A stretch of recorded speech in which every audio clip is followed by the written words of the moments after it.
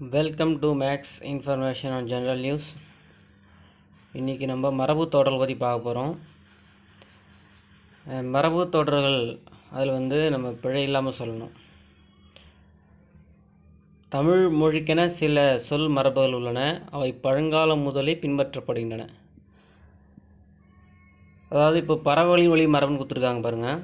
ஆந்தை அலறும், காகம் கரையும், சேவல் கூவும், குயில் கூவும், கோழி கொக்கரிக்கும், புறா குணுகும், மயில் அகவும், கிளி பேசும், கூவை குழரும். நம்ம இதில் என்ன எப்படி சொல்லியிருக்காங்களோ அது மாதிரி தான் சொல்லணும். இப்போ கோழி கூவும்னு சொல்லக்கூடாது, குயில் கத்தும்னு சொல்லக்கூடாது, குயில் கூவும் தான் சொல்லணும், சேவல் கூவும் தான் சொல்லணும், மயில் அகவும் தான் சொல்லணும். மரபில் பறவைகளின் ஒளி மரபுன்னு கொடுத்துருக்காங்க.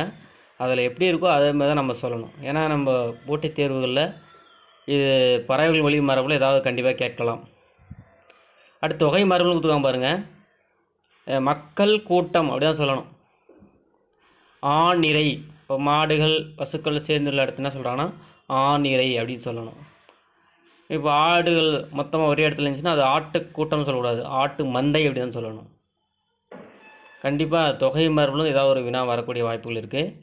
அடுத்தது பார்த்தோம் அப்படின்னா வினை மரபு. இப்போ இதில் பார்த்தீங்கன்னா சோறு உண், முறுக்கு தின், சுவர் எழுப்பு, தண்ணீர் குடி, பால் பருகு, கூடை முடை, பூக்குய், இலை பறி, பானை வனை. இப்போ நம்ம அவசரத்தில் சொல்லும்போது பானை செஞ்சாங்க அப்படின்னு சொல்லுவோம்.